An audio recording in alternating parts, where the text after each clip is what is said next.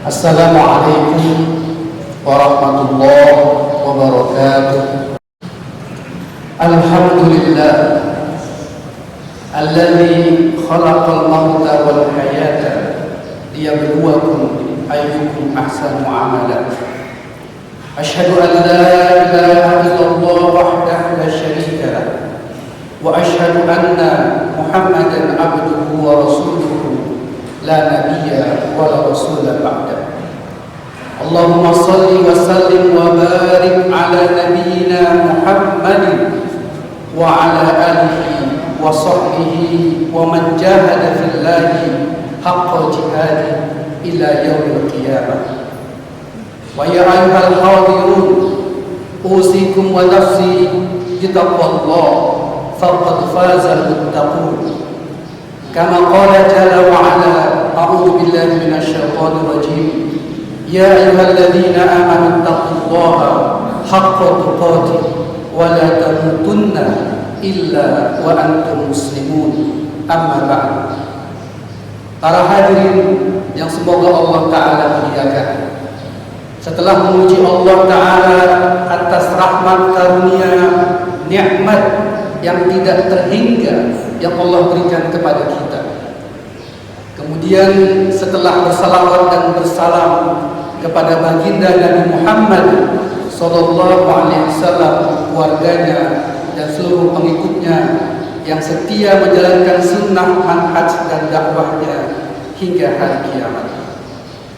Jamaah yang Allah muliakan, pada suatu kesempatan baginda Nabi Muhammad sallallahu alaihi wasallam sedang bermajelis, berkumpul dengan para sahabat-sahabatnya radhiyallahu anhum ajma'in di suatu tempat. Kemudian datanglah seseorang dari jauh menghadap baginda Nabi Muhammad SAW.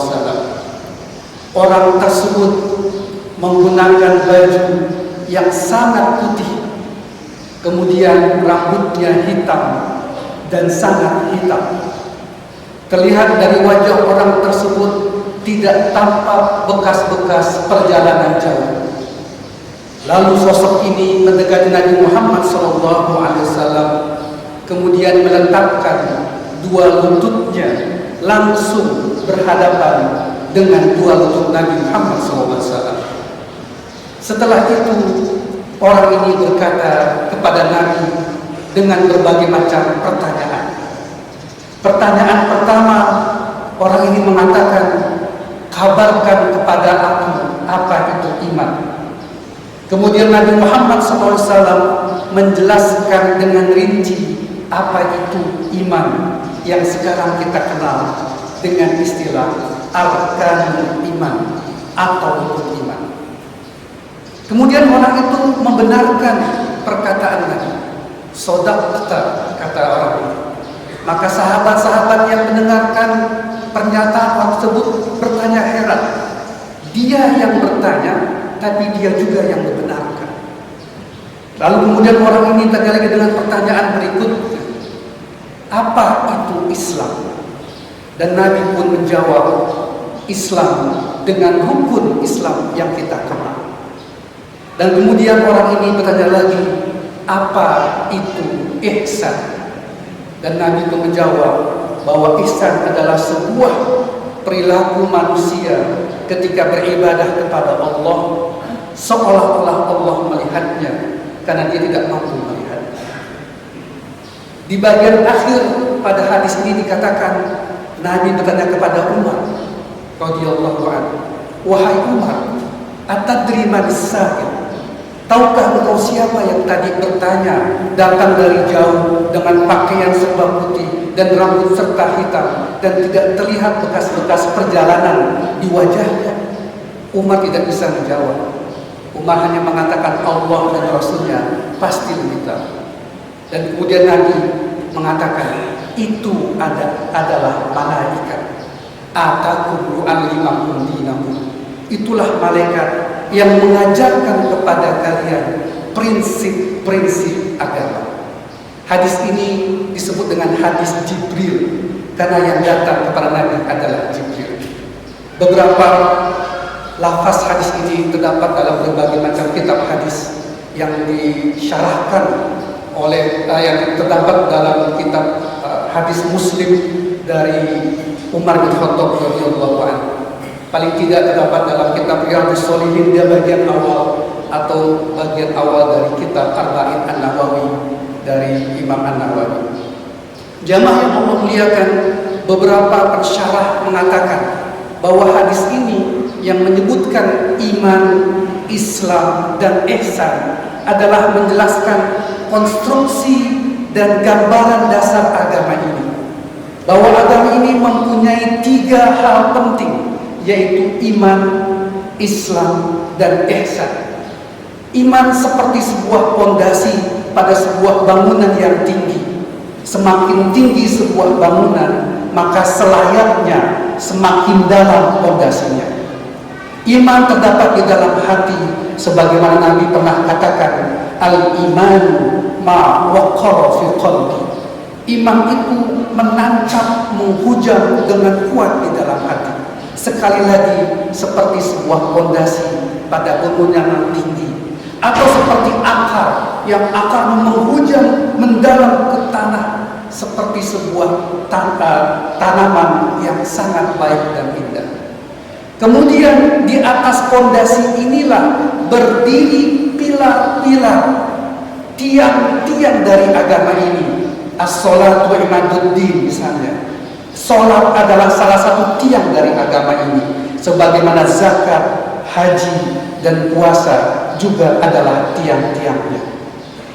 Dan hadirin yang Allah muliakan, jangan lupa di atas bangunan pondasi yang kuat, kemudian dengan topangan tiang-tiang yang kokoh, sehingga bangunan ini mulai tampak, dia kemudian diperindah, dia kemudian dihiasi oleh komponen ketiga, yaitu ihsan. Ihsan inilah yang membuat indah bangunan ini. Ihsan inilah yang menjadi perhiasan bangunan ini. Fondasi tidak akan pernah terlihat dari luar, sebagaimana iman yang menghujam di dalam hati seorang mukmin tidak tampak dari wajahnya. Kemudian juga ibadah. Ibadah adalah hubungan kita kepada Allah Subhanahu wa Ta'ala. Walaupun juga ada ibadah yang berhubungan dengan manusia, tetapi ibadah itu adalah sesuatu yang harus kita simpan, sesuatu yang harus kita jaga, sesuatu yang harus mungkin kita sembunyikan. Al-akhfiya, al-atqiyah, bahwa sesungguhnya ketakwaan itu yang paling baik adalah ketakwaan yang tersimpan dalam diri seseorang. Lalu apa yang muncul dari diri seorang beriman? Apa yang muncul dari seseorang yang imannya kokoh? Apa yang muncul dari seseorang yang ibadahnya banyak, sholatnya rajin, puasanya tidak pernah tinggal, tahajudnya terus menerus, doanya khusyuk? Apa yang tampak? Yang tampak adalah ihsan. Yang tampak dari wajah, dari tampilan seorang mukmin adalah al-ihsan. Yang kata Rasulullah SAW, anta'budallaha ka'annaka tarahu, fa in lam takun tarahu, fa innahu yaraka. Bahwa seseorang muslim, seseorang mukmin yang tampil adalah ketika dia bekerja, ketika dia berupaya, ketika dia berkinerja, itu adalah kinerja maksimal. Ketika dia sebagai seorang student, seorang pelajar, seorang mahasiswa, maka dia harus menjadi mahasiswa yang paling optimal dan paling maksimal.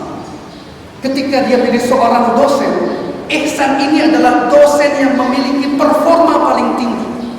Ketika dia menjadi seorang pengusaha, harusnya dia tampil dengan ihsannya menjadi pengusaha yang sukses, tetapi juga integritasnya tinggi, dan seterusnya.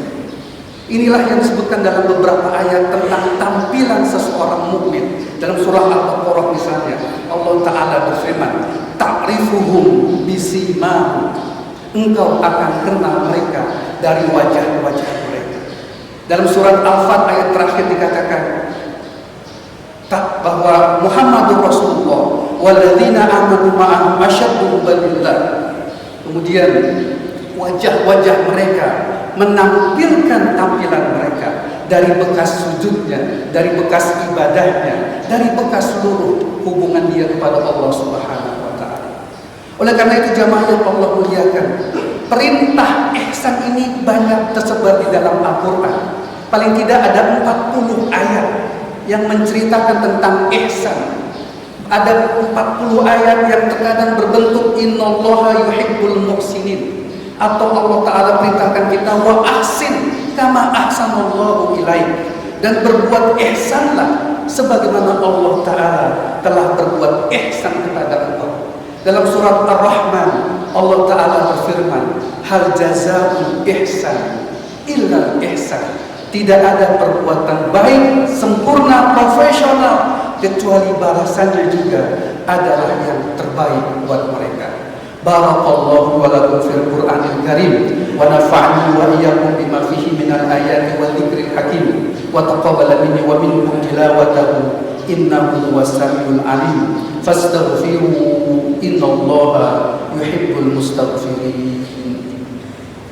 Allahumma shalli ala sayyidina Muhammad wa ala ali sayyidina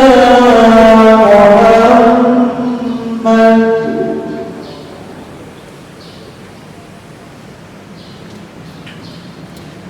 Alhamdulillah, alhamdulillahilladzi alafa baina qulubina wa asbahna bi ni'matihi ikhwana. Asyhadu an la ilaha illallah wa asyhadu anna Muhammadan abduhu wa rasuluh. Allahumma salli wa sallim wa barik ala nabiyyina karim nabiyina Muhammadin wa ala alihi wa sahbihi wa baraka wa sallam wa ba'du. Jamaah yang Allah muliakan, paling tidak ada beberapa peristiwa yang amat membuat hati dan pikiran kita menjadi ironi. Negeri kita adalah negeri dengan penduduk mayoritas muslim terbesar di dunia. Tapi ternyata pengamalan 3 struktur Islam atau agama ini belumlah memadai. Beberapa gubernur-gubernur muslim kita ditangkap OTT karena ketidakjujuran. Kemudian beberapa politisi masuk di gelandang ke penjara beberapa tahun juga karena ketidakjujuran. Bahkan 2 orang rektor dari universitas negeri juga ditangkap karena ketidakjujuran. Kalau kita bicara konstruksi keagamaan kita, di mana ada iman yang menjadi fondasi, di mana ada runtutan rentetan ibadah yang menjadi sebuah pengamalan dari iman itu, dan ada tampilan ihsan, yang ujung dari ihsan ini ada 2, yaitu merasa diawasi Allah Ta'ala dan beramal semaksimal mungkin, beramal seoptimal mungkin, beramal seindah dan sebaik mungkin. Maka selayaknya tidak ada peristiwa-peristiwa yang tadi saya sebutkan di atas. Satu buah atau sebuah perilaku ihsan yang banyak diangkat oleh Nabi Muhammad SAW dalam berbagai macam hadisnya adalah kejujuran. Ini satu di antara ratusan perilaku ihsan yang menjadi titik tolak nilai tampilan seorang mukmin, kejujuran. Nabi pernah bertanya kepada sahabat radhiyallahu anhu, atau sebaliknya sahabat bertanya kepada Nabi, wahai Nabi, mungkinkah seorang mukmin berdosa? Nabi katakan mungkin. Seorang mukmin bisa berdosa karena khilaf, karena tidak tahu dan sebagainya. Dikatakan lagi oleh sahabat, mungkinkah seorang mukmin melakukan sebuah hal yang dilarang? Nabi katakan mungkin. Seorang mukmin mungkin melakukan sebuah perilaku yang dilarang. Kemudian sahabat bertanya lagi, mungkinkah seorang mukmin berdusta? Nabi katakan tidak mungkin. Tidak mungkin seorang mukmin berdusta. Artinya ketika seorang mukmin berdusta, pada saat itu dia kehilangan imannya. Ketika seorang mukmin melakukan kebohongan, saat itu dia sedang kehilangan imannya. Dalam sebuah hadis panjang Nabi sebutkan bahwa kejujuran adalah pintu ke berbagai macam kebaikan.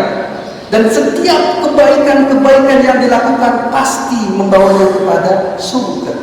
Dan sebaliknya dikatakan, innal kadhiba, sesungguhnya kedustaan, kebohongan adalah pintu-pintu kesalahan berikutnya. Dan setiap kesalahan pasti membawanya kepada neraka. Jamaah yang Allah muliakan, mari kita bangun generasi dengan integritas kejujuran menjadi sebuah hal yang utama. Para mahasiswa, jangan takut dengan nilai buruk sehingga kemudian menggagalkan kejujuran kalian. Jika sebagai mahasiswa saja kalian sudah tidak jujur, bagaimana ketika kalian jadi seorang pemimpin nanti? Wahai para dosen, jangan gadaikan kejujuran hanya untuk sebuah kepangkatan. Apa yang akan kalian dapatkan dari sebuah kepangkatan jika diawali oleh sebuah ketidakjujuran? Dan seterusnya dan seterusnya. Kita harus membangun kembali budaya kejujuran sebagai sebuah integritas, sebagai sebuah pokok dari amal, sebagai sebuah tampilan seorang mukmin di dalam kategori bangunan agama ini, yaitu ihsan. Semoga Allah Ta'ala memberikan kita kekuatan, hidayah dan inayahnya untuk membangun generasi jujur di dalam diri kita, keluarga kita, lingkungan kita, dan masyarakat kita. Inna Allaha wa malaikatahu yusalluna 'alan nabi ya ayyuhalladzina amanu sallu 'alaihi wa sallimu taslima. Allahumma salli 'ala Muhammad wa 'ala ali Muhammad kama shallaita 'ala Ibrahim wa 'ala ali Ibrahim wa barik 'ala Muhammad wa 'ala ali Muhammad kama barakta 'ala Ibrahim wa 'ala ali Ibrahim innaka Hamidum Majid. Allahumma ighfir lil muslimina wal muslimat wal mu'minina wal mu'minat al ahya'i minhum wal amwat innaka sami'un qaribun mujibud da'wat wa ya qadiyal hajat. Rabbana hab lana min azwajina wa dhurriyyatina qurrata a'yun waj'alna lil muttaqina imama. Rabbana atina min ladunka rahmah wa hayyi lana min amrina rashada. Rabbana atina fid dunya hasanah wa fil akhirati hasanah wa qina adzaban nar. Ibadallah, innallaha ya'muru bil adli wal ihsan wa ita'i dzil qurba wa yanha 'anil fahsya'i wal munkar wal baghi ya'idukum la'allakum tadhakkarun wa la dzikrullahi akbar wa aqimus shalah.